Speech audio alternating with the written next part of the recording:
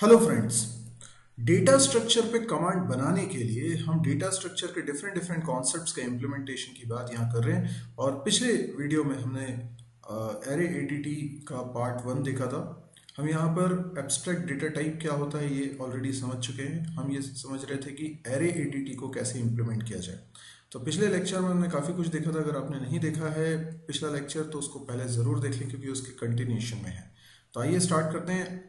हमने ये कंक्लूड कर लिया था कि हमें एरे एडीटी बनाना है और एरे एडीटी बनाने के लिए हमको दो चीज़ों को समझना पड़ेगा। एक तो क्या डेटा स्ट्रक्चर हो एरे एडीटी को बनाने के लिए, यानी हमें एग्जैक्टली क्या स्टोर करना है, और दूसरा सेट ऑफ ऑपरेशंस। तो मैं एक बार सिंपली रिकॉल करा देता हूँ आपको कि एरे क्या होता है। Array is a sequence of blocks. तो मुझे कुछ लिस्ट ऑफ आइटम्स रखने हैं, लिस्ट ऑफ आइटम्स, ठीक है। अभी सिंप्लिसिटी के लिए वो आइटम्स इंट टाइप के, पर वो किसी और टाइप के भी हो सकते हैं। तो जैसे मान लीजिए कुछ नंबर्स हैं तो मुझे उसको रखना है। तो मैं क्या चाहूँगा कि एक ऐसा एडीटी हो मेरे पास, एक ऐसा तरीका हो मेरे पास, एक ऐसा डेटा टाइप हो मेरे पास जिसका जब मैं वेरिएबल क्रिएट करूँ तो मैं उसके अंदर लिस्ट ऑफ वैल्यूज रख सकूं। फॉर एग्जांपल मुझे कुछ लिस्ट ऑफ वैल्यूज रखना है, लेट से 56, 25, 34, 19, इस तरह से मैं रखता हूँ। और इन वैल्यूज पर मैं कुछ ऑपरेशंस भी परफॉर्म कर सकूं। तो इसका मतलब क्या है, हम ना केवल डेटा स्टोरेज की बात कर रहे हैं बल्कि हम उस पर जो ऑपरेशन परफॉर्म होने चाहिए उसकी बात भी कर रहे हैं। अब आपके दिमाग में अगर आएगा कि हम एरे क्यों नहीं यूज़ कर लें, सिंपली एरे का फीचर होता है हम सिंपली एरे बना लें। बिल्कुल आप एरे बना सकते हैं, आपको जितनी वैल्यूज़ रखनी है उतना साइज़ का एरे बना लें, लेकिन उसमें आप सिर्फ वैल्यू रख पाएंगे, आप कई सारे ऑपरेशंस उसमें नहीं कर पाएंगे। यानी करना है तो फिर आपको फंक्शंस बनाने पड़ेंगे। तो वही फंक्शंस हम लोग अभी बना रहे हैं। तो हम एक कंप्लीट चीज़ बनाने की बात कर रहे हैं, हम डेटा को स्टोर करने की भी बात कर रहे हैं और उस पर ऑपरेशंस क्या परफॉर्म करने हैं उसकी बात भी कर रहे हैं। इसके अलावा हम ऑलरेडी समझ चुके हैं कि एरे और एरे एडीटी में क्या फ़र्क है। जैसे कि इसमें बाउंड्री चेकिंग एरे में नहीं हो पाती है, जबकि एरे एडीटी में हम बाउंड्री चेकिंग के लिए भी फंक्शंस बनाएंगे वगैरह। तो मैं उस डिस्कशन में अभी ज़्यादा नहीं जाना चाहता। तो अभी हमारा मेन जो मकसद है वो ये है कि बेसिकली एरे एडीटी में क्या बना रहे हैं, कैसे बना रहे हैं। तो देखिए, सबसे पहले हम बात करते हैं डेटा स्ट्रक्चर की। तो हमें कुछ क्वेश्चंस के जवाब चाहिए। सबसे पहली बात यह है कि हम जो एरे एडीटी बना रहे हैं, दो हिस्से होते हैं, क्या स्टोर करना है, ठीक है। तो जो मेमोरी ब्लॉक होगा जिसमें हम एरे के एलिमेंट्स को रखेंगे, एग्जैक्टली उस मेमोरी ब्लॉक में क्या क्या इंफॉर्मेशन हम रखने वाले हैं, ये पहली चीज़ है जो हम सोच रहे हैं। उसके बाद सेकंड नंबर पे हम ये सोचेंगे कि हमें इस पर क्या क्या ऑपरेशंस परफॉर्म करने हैं, ठीक है। तो सबसे पहले हम ये जो मेमोरी स्ट्रक्चर की बात कर रहे हैं इसमें एग्जैक्टली क्या रखना चाहते हैं। तो इन सवालों के जवाब के रूप में हमें सब कुछ पता चल जाएगा, जैसे where to store items. Okay, सबसे पहली बात तो ये है कि हम अगर कुछ लिस्ट ऑफ डेटा रखना चाहते हैं तो लिस्ट ऑफ डेटा रखेंगे कहाँ। तो डेफिनेटली मुझे उसके लिए एक एरे चाहिए होगा ना, जिसमें मैं वैल्यूज़ रखूँगा। मुझे मेमोरी ब्लॉक्स की ज़रूरत पड़ेगी, यस। तो मुझे डेटा कहाँ रखना है, जो लिस्ट आइटम्स हैं। फॉर एग्जांपल मुझे कुछ नंबर्स रखने हैं तो वो नंबर्स एग्जैक्टली कहाँ रखूँगा, तो यस। दूसरा क्वेश्चन ये है कि where to store last field index information. अब देखिए, जैसे कि एरे बन चुका है और एरे में कुछ एरे का कुछ साइज़ है, ठीक है ना। अब एरे का साइज़ तो भले ही ज़्यादा है लेकिन इसमें वैल्यूज़ अभी मैंने कम ही रखी है, जैसे 4, 5, 10, 9, बस इतनी वैल्यू रखी है। तो लास्ट फील्ड इंडेक्स कौन सा है, 3। अब ये इंफॉर्मेशन कहीं पर होनी चाहिए ताकि एक बाउंड्री चेकिंग हम कर सकें जो कि नॉर्मली एरे में नहीं होती है। यानी अगर कोई बोले कि भाई मुझे फोर्थ इंडेक्स नंबर 4 पे जो वैल्यू रखी है वो चाहिए, तो हम कहेंगे कि नहीं, ये पॉसिबल नहीं है बिकॉज इंडेक्स नंबर 4 पे कोई वैल्यू रखी नहीं है, लास्ट फील्ड इंडेक्स 3 है। तो इस प्रकार से हमें लास्ट फील्ड इंडेक्स की इंफॉर्मेशन भी रखनी चाहिए जिससे कि हम अपर बाउंड्री चेक लगा सकें। इसके अलावा where to store max size information of array. अब हमें कहीं पर ये इंफॉर्मेशन भी रखनी है कि टोटल एरे में हम कितने एलिमेंट्स रख सकते हैं। फॉर एग्जांपल टोटल एरे का साइज है 10, तो हम बोलेंगे कि 10 वैल्यूज़ हैं जो हम मैक्सिमम इसमें रख सकते हैं। एग्जैक्टली अभी कितनी वैल्यू रखी है, तो मे बी 4 वैल्यू रखी हुई है, लेकिन टोटल वैल्यू कितनी रख सकते हैं, वो है मैक्स साइज। तो ये 3 बातें हैं जिनको हमें विचार करना पड़ेगा कि इन 3 बातों की व्यवस्था इसके डेटा स्ट्रक्चर में हो। तो हम एरे एडीटी में एक ऐसा डेटा स्ट्रक्चर बनाना चाहते हैं जिसमें हम लिस्ट आइटम्स भी रख सकें, हम लास्ट फील्ड इंडेक्स की इंफॉर्मेशन भी रख सकें, और टोटल साइज क्या है एरे का ये भी रख सकें। अब इसके बारे में हम अभी आंसर करेंगे। अभी सिर्फ मैंने क्वेश्चंस आपके सामने रखे हैं, और इसी तरीके से कोई भी एडीटी आपको बनाना होता है, एरे एडीटी नहीं, आप स्टैक एडीटी बनाएं, लिंक लिस्ट एडीटी बनाएं, क्यू एडीटी बनाएं, ट्री एडीटी बनाएं, आपको सभी में इन सवालों के जवाब सोचने पड़ते हैं। तो अभी मैंने सिर्फ सवाल आपके सामने रखे हैं, अभी इनके जवाब भी हम डिस्कस करते हैं, पर अब पहले देख लेते हैं सेट ऑफ ऑपरेशंस। तो कोई एक मैकेनिज्म होना चाहिए, कोई एक फंक्शन होना चाहिए जिससे कि हम एरे एक्चुअल में क्रिएट कर सके स्पेसिफाई साइज और टाइप का। यानी कि ये एरे एडीटी को जो कोई भी इस्तेमाल करेगा, यूज़ करेगा, हम तो बना देंगे, पर इसको जो कोई भी यूज़ करेगा वो ये डिसाइड कर सके कि एरे का साइज़ क्या हो। मतलब एरे में 10 वैल्यू रखनी है कि 50 वैल्यू रखनी है कि 100 वैल्यू रखनी है कि 1000 वैल्यू रखनी है। यस, अगर मुझे चाहिए कि मुझे लिस्ट ऑफ वैल्यूज़ रखनी है, तो ये तो मुझे मालूम है कि कितनी वैल्यूज़ मुझे रखनी है। तो फिर मैं जो ऑब्जेक्ट बनाऊंगा, जो वेरिएबल बनाऊंगा, मेमोरी ब्लॉक बनाऊंगा, उसमें मैं चाहूँगा कि एरे का साइज़ मैं डिसाइड कर सकूँ। तो एरे को एग्जैक्टली क्रिएट करने के लिए कितना बड़ा होना चाहिए, उसका साइज सेट करने के लिए हमारे पास कोई फंक्शन होना चाहिए। तो creation of array of specified size and type, है ना, ये हमारा पहली रिक्वायरमेंट है, ऐसा कोई फंक्शन हम बनाते हैं। ठीक, दूसरा फंक्शन हम किस बात के लिए चाहते हैं और क्या ऑपरेशन होना चाहिए, retrieve a particular item from given index. Okay, जैसे मुझे पता है कि इंडेक्स नंबर 2 पे क्या वैल्यू रखी है वो चाहिए, है ना। तो मैं चाहता हूँ कोई फंक्शन हो जिसमें मैं बता दूँ कि भाई इंडेक्स नंबर 2 पे क्या है वो मुझे दे दो। तो ये फंक्शन मुझे रिटर्न करके दे दे इंडेक्स नंबर 2 पे क्या रखा है 10, तो ये 10 रिटर्न करके दे दे, तो मेरा काम हो जाएगा। मुझे जब भी इस एरे में से कोई वैल्यू निकालनी होगी तो मुझे बस इतना पता होना चाहिए कि क्या इंडेक्स है, मैं इंडेक्स बताऊंगा और वो वैल्यू मुझे रिटर्न करके दे देगा। ऐसा एक फंक्शन होना चाहिए।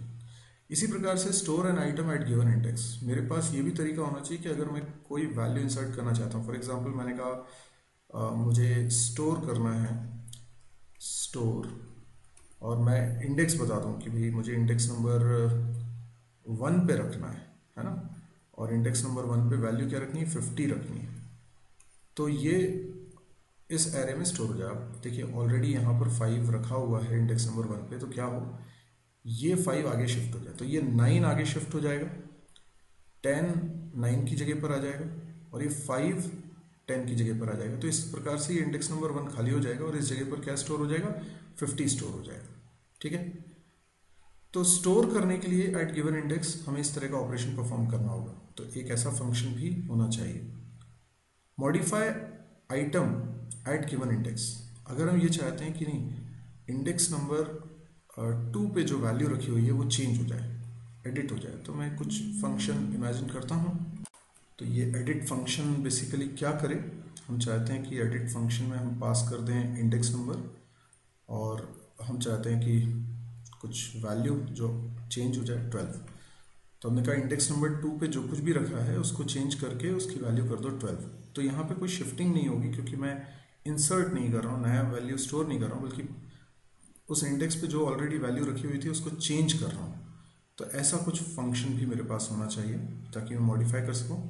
Count items stored in the array, आपको समझ में आ रहा है ना हम ये सब क्यों कर रहे हैं, ये सब इसलिए कर रहे हैं क्योंकि हम एक ऐसा एडीटी बना देना चाहते हैं जो एक यूटिलिटी के तौर पे रहे। फ्यूचर में जब भी कोई आप प्रोग्रामिंग करते हैं और आपको जब भी ऐसा लगता है कि यार मुझे लिस्ट ऑफ वैल्यूज़ को रखना है और उस पर ढेर सारे ऑपरेशंस परफॉर्म करने हैं, तो ये एरे एडीटी अगर ऑलरेडी बना हुआ है तो आपके लिए तो मैक्सिमम काम ऑलरेडी हो चुके हैं, तो आपका काम बहुत आसान हो जाएगा।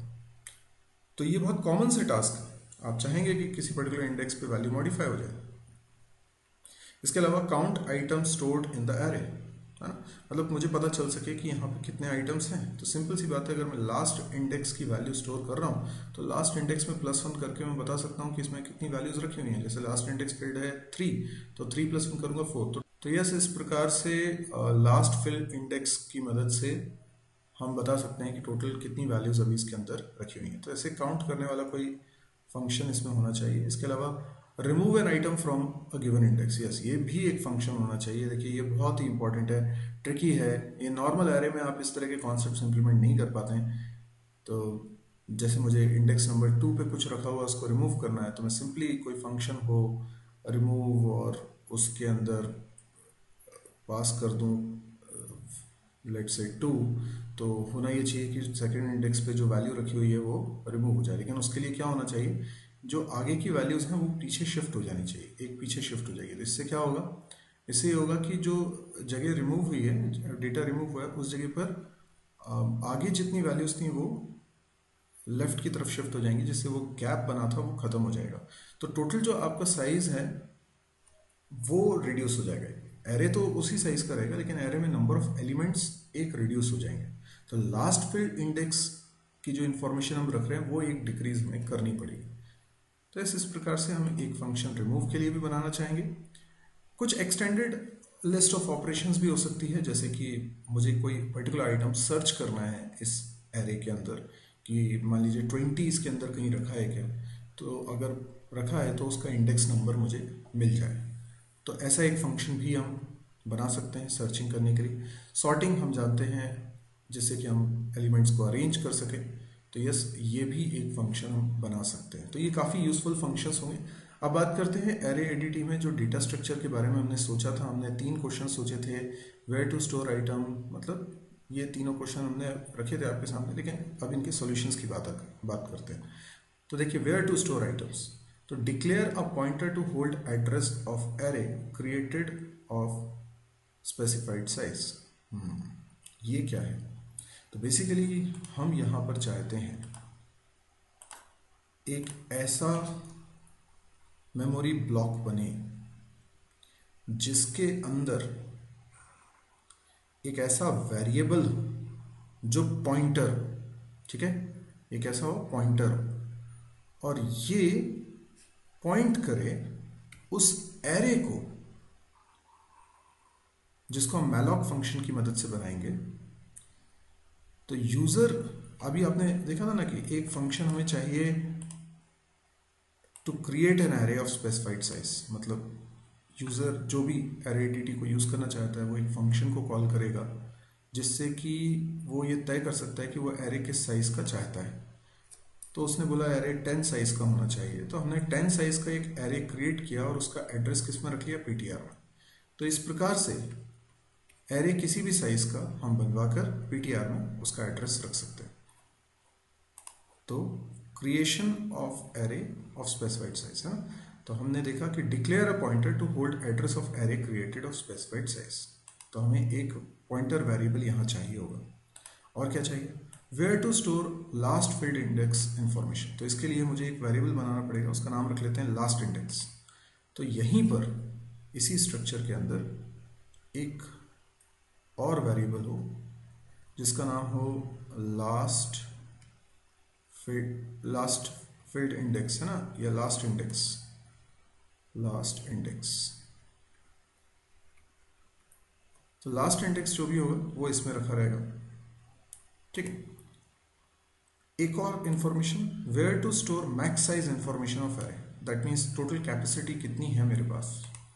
ऑब्वियसली एरे है तो इसका साइज चेंज नहीं होगा, लेकिन जब शुरुआत में एक बार जब एरे क्रिएट करेंगे तो उस समय हम जो साइज बता देंगे वो फिक्स रहेगा, लेकिन वो साइज की इंफॉर्मेशन कहीं रखना है ताकि जितना एरे में साइज है उससे ज़्यादा वैल्यू इंसर्ट करने की कोशिश करें तो प्रोग्राम में मेल फंक्शनिंग ना हो, बल्कि हम प्रॉपरली उस सिचुएशन को हैंडल कर सकें। तो एक और वेरिएबल हम चाहते हैं जो टोटल साइज रखे, दैट इज कैपेसिटी नाम का हम एक वेरिएबल बना देंगे। तो ये जो हमने मेमोरी ब्लॉक के बारे में सोचा है, ये मेमोरी ब्लॉक है हमारा एरे के डेटा को रखने के लिए कंट्रोल ब्लॉक। मतलब आप सोचिए ना कि ये असली में सब कुछ कंट्रोल कर रहा है। इसी के पास इंफॉर्मेशन होती है कि कितने साइज का एरे है, कैपेसिटी क्या है, लास्ट फील्ड इंडेक्स कौन सा है, और उस एरे को भी यहीं से पॉइंट किया जा रहा है। तो मुझे बस इस टाइप का एक ब्लॉक चाहिए। अब ये डेटा टाइप मुझे बनाना पड़ेगा। तो ये डेटा टाइप आप कैसे बना सकते हैं, सिंपली आप कोडिंग में एक स्ट्रक्चर बनाएंगे, स्ट्रक्ट नाम रख लेते हैं एरे ADT, और इसके अंदर मैं वेरिएबल्स बना रहा हूँ। सबसे पहला वेरिएबल मैं बनाता हूँ कैपेसिटी, दूसरा वेरिएबल बना देता हूँ लास्ट इंडेक्स, और तीसरा वेरिएबल मैं बना देता हूँ पॉइंटर, जो किस टाइप का हो, इंट टाइप का पॉइंटर। ठीक है, तो आपने देखा ये एरे ADT का एक कंट्रोल ब्लॉक बन गया। अब एरे ADT एक डेटा टाइप कहलाएगा, ऐसा लिख दिया मैंने, स्ट्रक्चर डिफाइन कर दिया। उसके बाद ये भी एक डेटा टाइप कहलाएगा, और इस टाइप का अगर कोई मैं वेरिएबल बनाऊंगा तो वेरिएबल ये ऐसा वेरिएबल होगा जिसमें 3 इंफॉर्मेशन हम रख सकते हैं। ठीक है, तो ये अभी आपको समझ में आ गया। ये देखिए, यही चीज़ यहाँ पर बताई गई है कि किस तरीके से हम कोडिंग करेंगे इसकी। ओके, अब बात करते हैं फंक्शंस की। तो एरे ADT में क्या सेट ऑफ ऑपरेशंस होने चाहिए? तो हमने कहा एक फंक्शन होना चाहिए जिससे कि एरे क्रिएट किया जा सके और उसकी कैपेसिटी सेट की जा सके। तो ये इस फंक्शन का प्रोटोटाइप होना चाहिए। ये फंक्शन का नाम हम रख रहे हैं क्रिएट एरे। तो ये अभी अपन कोडिंग करेंगे। इसमें जो भी कैपेसिटी की वैल्यू हम पास करेंगे ये उस साइज का एरे बना देगा, और उस एरे का एड्रेस रख देगा इस PTR में। और फिर ये जो रेड कलर से मैंने बाउंड्री बनाई हुई है, यानी एरे ADT टाइप का जो वेरिएबल है, इसका एड्रेस रिटर्न करेगा ये फंक्शन, यानी क्रिएट एरे फंक्शन क्या रिटर्न करेगा? एड्रेस। इसलिए देखिए, इसके रिटर्न टाइप में मैंने क्या लिखा हुआ है? एरे ADT एस्ट्रिक, मतलब एरे ADT टाइप के किसी वेरिएबल का एड्रेस ये फंक्शन करेगा रिटर्न। तो ये इस वेरिएबल का एड्रेस करेगा रिटर्न। ठीक है ना, और यही वेरिएबल अगर हमको मिल गया तो हम एरे ADT को रिप्रेजेंट कर सकते हैं। ओके, यही थोड़ा सा हो सकता है आप लोगों को कॉम्प्लिकेटेड लगे, लेकिन यही समझ हमको डेवलप करना ज़रूरी है।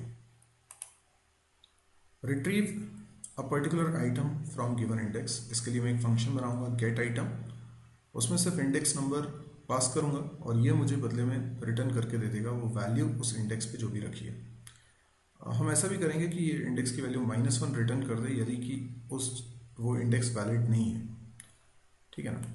Store an item at given index, तो इसके लिए मैं सेट आइटम नाम का फंक्शन बनाता हूँ और इंडेक्स नंबर मैं पास करूँगा और जो वैल्यू मुझे रखनी है उस जगह पर वो मैं पास करूँगा।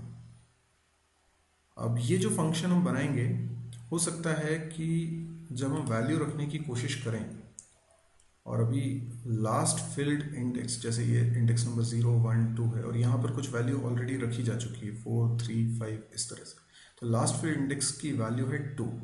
तो अगर मान लीजिए मैंने सेट आइटम फंक्शन को कॉल किया, ठीक है, और इसमें मैं पास करता हूँ इंडेक्स 4 और वैल्यू पास करता हूँ 50, तो बेसिकली ये इसमें इंसर्ट नहीं हो सकता क्योंकि लास्ट फील्ड इंडेक्स है 2। तो अब जो वैल्यू आएगी वो 3 इंडेक्स पे जा सकती है ना, इसके आगे नहीं जा सकती। तो मुझे ये भी देखना है कि जो इंडेक्स नंबर यूज़र ने दिया है वो वैलिड है या नहीं है, तो ये ऑपरेशन परफॉर्म नहीं होना चाहिए।